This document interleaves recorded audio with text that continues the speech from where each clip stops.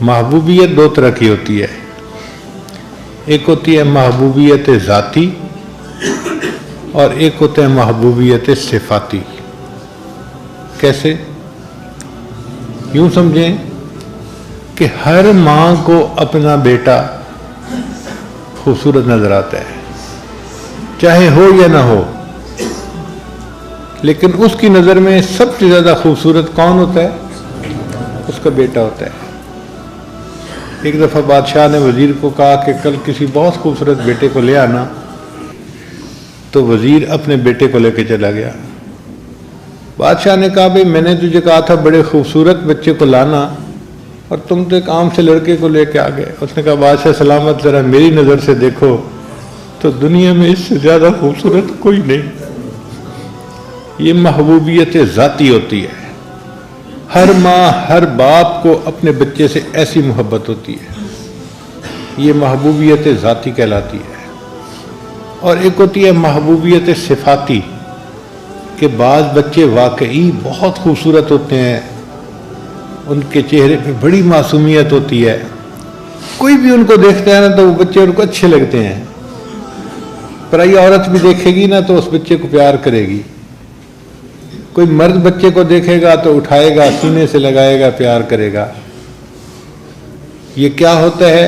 محبوبیت صفاتی، کہ بچہ ذہین ہے، بات اچھے طریقے سے کرتا ہے، جواب دیتا ہے، ادب کرتا ہے، تو اس بچے کو جو بھی دیکھتا ہے اس کے صفات کی وجہ سے اس سے محبت کرتا ہے۔ تو محبوبیت کی کتنی قسمیں ہوئیں؟ دو، محبوبیت ذاتی اور محبوبیت صفاتی۔ اب نبی علیہ الصلوۃ والسلام کو اللہ نے محبوبیت ذاتی عطا فرمائی تھی، اس لیے نبی علیہ السلام کا نام احمد تھا۔ آپ کی جو حقیقت احمدی ہے اس کی وجہ سے آپ کو اللہ تعالیٰ کی محبت ذاتی نصیب تھی، مگر محبوب صلی اللہ علیہ وسلم کے دل کی تمنا تھی کہ اللہ جیسے آپ نے مجھے محبوبیت ذاتی عطا فرمائی، محبوبیت صفاتی بھی عطا فرما دیجیے۔ بیٹے کی تمنا ہوتی ہے، ماں باپ محبت تو مجھ سے کرتے ہیں، مگر میں اتنا اچھا بن کے رہوں کہ میرے ماں باپ کو محبوبیت صفاتی بھی ہو جائے میرے ساتھ۔ اب یہ محبوبیت صفاتی ابراہیم علیہ السلام کو حاصل تھی، جس کی وجہ سے اللہ نے ان کو مقام خلت عطا فرمایا تھا، اور قرآن پاک میں ان کی اتنی تعریفیں اللہ نے کی ہیں، اتنی تعریفیں کی ہیں کہ بندہ حیران ہو جاتا ہے۔ اذ جاء ربہ بقلب سلیم، جب وہ آیا اپنے رب کے پاس قلب سلیم لے کر۔ اللہ اکبر، کیا سونے کا دل ہوگا جو ابراہیم علیہ السلام نے بنایا کہ اللہ قرآن میں اس کی تعریفیں کر رہے ہیں۔ شاکر لانعمہ، اللہ کی نعمتوں کا شکر ادا کرنے والے۔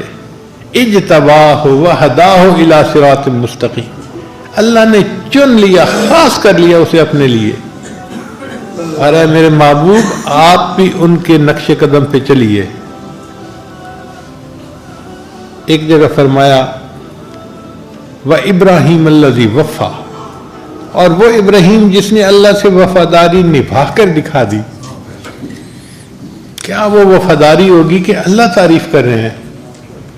اللہ فرماتے ہیں کہ ابراہیم علیہ السلام سے ہم نے بیٹے کی قربانی کا جو کام لیا، ان ھذا لہو البلاء المبین، یہ بہت بڑی آزمائش تھی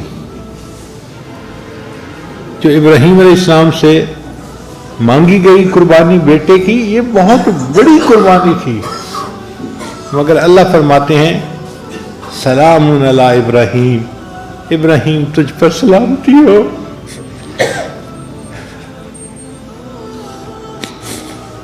ابراہیم تو جیتا رہے، ہماری زبان میں اس کا ترجمہ یہ بنے گا۔ اب جیسے کسی بچے سے خوش ہوتے ہیں نا تو عورت دعا دیتی ہے، اے بیٹے تو جیتا رہے، سلام علی ابراہیم، بالکل یہی مانے، ابراہیم تو جیتا رہے، تو نے کتنی بڑی قربانی دی۔ اللہ فرماتے ہیں پھر ہم نے اس قربانی کو بعد میں آنے والوں کے لیے بھی جاری کر دیا، وَتَرَكْنَا عَلَيْهِ فِي الْآخِرِينَ سلام علی ابراہیم۔ تو ابراہیم علیہ السلام سے اللہ کو جو تعلق تھا، ابراہیم علیہ السلام کو محبوبیت صفاتی کا تعلق تھا، اللہ نے ان کو اپنا خلیل بنا لیا۔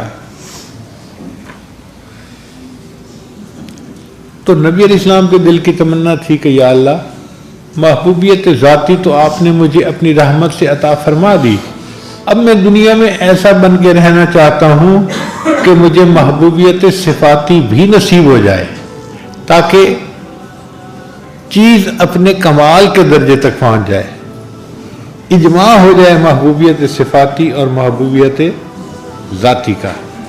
تو نبی علیہ السلام نے یہ درود شریف پڑھا، اللہم صلی علی محمد وعلی آل محمد کما صلیت علی ابراہیم وعلی آل ابراہیم انک حمید مجید۔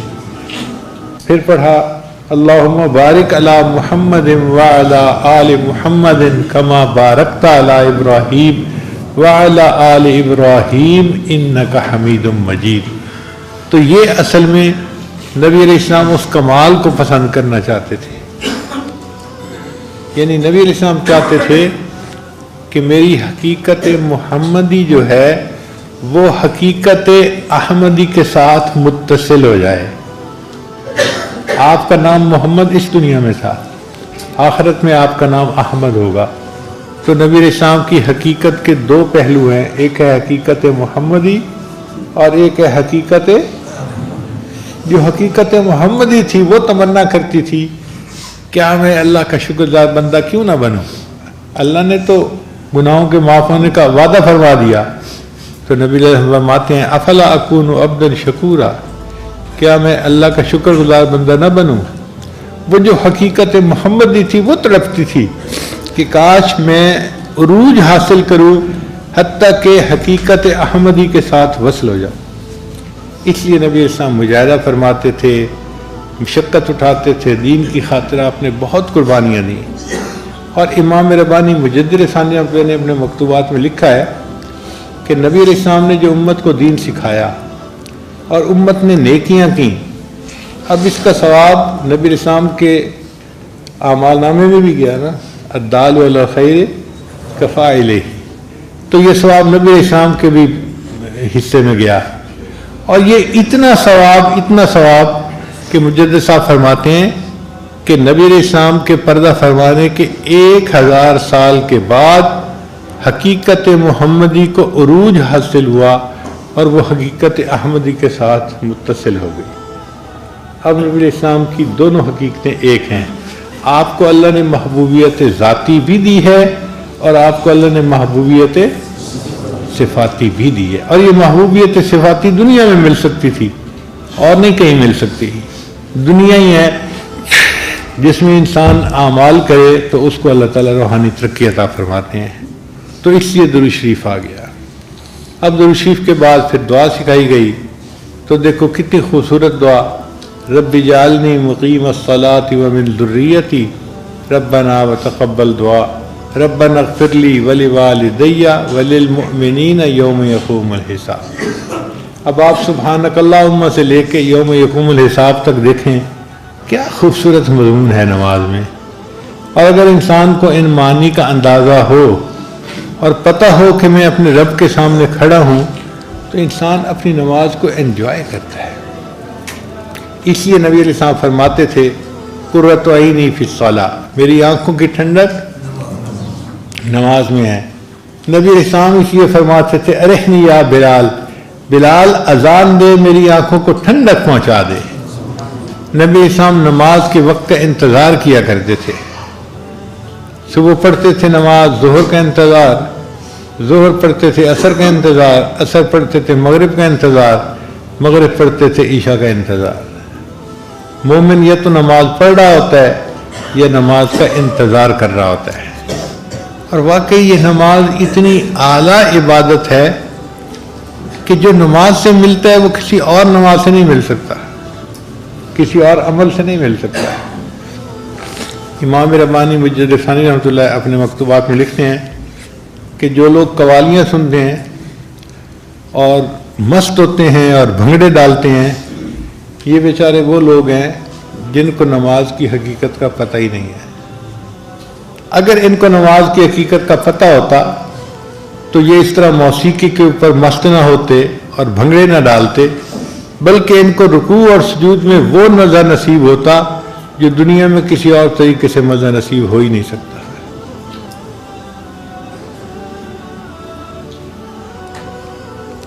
اس لیے ہمارے مشائخ جو بیعت ہوتے تھے نا، تو ان کا مقصد یہی ہوتا تھا کہ اپنے شیخ سے نماز کے اسرار و رموز سیکھیں اور اپنے اکابر جیسی نماز پڑھنا ہمیں بھی حاصل ہو جائے۔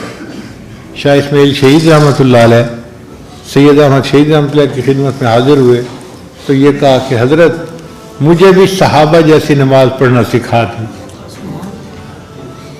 مجھے بھی صحابہ جیسی نماز پڑھنا سکھا دیں۔ تو شاہ اسماعیل شہید رحمۃ اللہ علیہ نے رات کو ان کی چارپائی اپنی چارپائی کے قریب لگوا دی۔ تہجد کے وقت پوچھا، اسماعیل اٹھ گئے ہو؟ حضرت اٹھ گیا ہوں، جاؤ وضو کر کے آؤ۔ وہ کہتے ہیں کہ میں گیا اور وضو کر کے آیا۔ پوچھا وضو کر لیا؟ حضرت وضو کر لیا۔ تو فرمایا اچھا اللہ کے لیے 2 رکعت پڑھ لو۔ وہ فرماتے ہیں کہ شاہ سید احمد شہید رحمۃ اللہ نے یہ جو لفظ کہا نا کہ اللہ کے لیے 2 رکعت پڑھ دو، اس نے میرے دل کا تالا ہی کھول دیا۔ میں نماز میں کھڑا ہوا، میرے ہاتھ نہیں تھمتے تھے، وہ تالے کھل گئے تھے، اور اس دن میں نے پہلی مرتبہ ایسی نماز پڑھی کہ مجھے گمان ہوا کہ شاید صحابہ ایسی نماز پڑھتے تھے۔ اس نماز کو ہمیں سیکھنا چاہیے اور اس کو ایسے پڑھنا چاہیے کہ اللہ کو پسند آ جائے، ہماری نماز اللہ کو پسند آ جائے۔ اس لیے ساجد نے آپ حضرات کی خدمت میں آج نماز کے بارے میں چند باتیں عرض کر دی۔ علامہ اقبال نے بہت عجیب شعر کہا ہے، عشق اگر تیرا نہ ہو میری نماز کا امام، میرا قیام بھی حجاب میرا سجود بھی حجاب۔ اللہ کا عشق جو ہے وہ ہماری نماز کا امام ہو، پھر نماز نماز ہوگی۔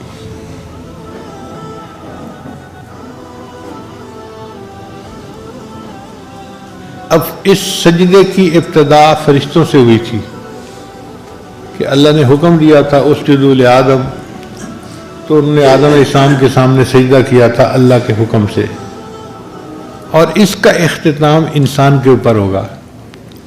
قیامت کا دن ہوگا، اللہ تعالیٰ اپنی ساکھ کی تجلی عطا فرمائیں گے، اور اس ساکھ کی تجلی کو دیکھ کر سارے مومنین سجدے میں جا فرمائیں گے، سوائے ان کے جو گنہگار ہوں گے یا غافل ہوں گے۔ مگر فرق یہ ہے کہ وہ جو قیامت کے دن کا سجدہ ہوگا نا، وہ شہود کا سجدہ ہوگا۔ آج تو ہم غیب کے سجدے کرتے ہیں نا، کہ سجدہ تو کر رہے ہوتے ہیں، محبوب سامنے نہیں ہوتا، آنکھوں سے نظر نہیں آ رہا ہوتا، اور انسان کی فطرت ایسی ہے، اس کا دل چاہتا ہے کہ کچھ نظر آتا۔ کبھی اے حقیقت منتظر نظر آ لباس مجاز میں، کہ ہزاروں سجدے تڑپ رہے ہیں میری جبین نیاز میں۔ اللہ کبھی آپ مجھے ظاہر میں نظر آئیں تو دیکھیں ہزاروں سجدے میری جبین میں تڑپ رہے ہیں آپ کے سامنے، میں ان کو ادا کروں۔ اور یہ تمنا قیامت کے دن مومن کی پوری ہوگی، اس کو شہود کا سجدہ نصیب ہوگا۔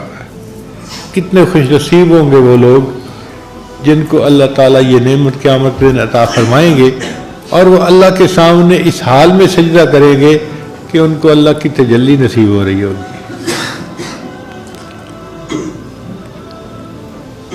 میری زندگی تو فراق ہے، رگ جاں سے لاکھ کری سہی، وہ نگاہ شوق سے دور ہے، رگ جاں سے لاکھ کری سہی۔ شاعر کہتا ہے کہ اللہ تیرا بیت اللہ دیکھنے کا موقع تو ہمیں نہ مل سکا کہ ہم جاتے تو بیت اللہ کے سامنے جا کے سجدے کرتے، چلے ہم یہیں سجدہ کر لیتے ہیں۔ تیرا در تو ہم کو نہ مل سکا، تیری راہ گزر کی زمین سے ہی، تیرا در تو ہم کو نہ مل سکا، تیری راہ گزر کی زمین سے ہی ہمیں سجدہ کرنے سے کام ہے، جو وہاں نہیں تو یہیں سے ہی۔ اللہ ہم نے تو سجدہ کرنا ہے نا، اگر نہیں زیارت نصیب ہوئی تو کوئی بات نہیں، ہم یہیں پہ سجدہ کرتے ہیں، مگر اس طرح کرتے ہیں جیسے آپ ہمارے سامنے ہیں۔ سر طور ہو سر حشر ہو ہمیں انتظار قبول ہے۔ اے اللہ آپ اپنے دیدار کا وعدہ تو کرے نا، طور پہ کرواتے ہیں تو اس کا بھی انتظار کر لیں گے، اور حشر کے دن کا وعدہ کرتے ہیں تو ہم اس دن کا بھی انتظار کر لیں گے۔ سر طور ہو سر حشر ہو ہمیں انتظار قبول ہے، وہ کبھی ملیں وہ کہیں ملیں، وہ کبھی صحیح وہ کہیں صحیح۔ اب جب چاہیں اور جہاں چاہیں تجلی کا وعدہ فرمائیں، اللہ ہم اس کا انتظار کرنے کے لیے تیار ہیں۔ اللہ تعالی ہمیں بھی اپنے ان خوش نصیب بندوں میں سے بنائیں جن کو جنت میں اپنے رب کا دیدار نصیب ہو اور وہ اس نعمت سے فیض یاب ہوں۔ وآخر دعوانا ان الحمد للہ رب العالمین۔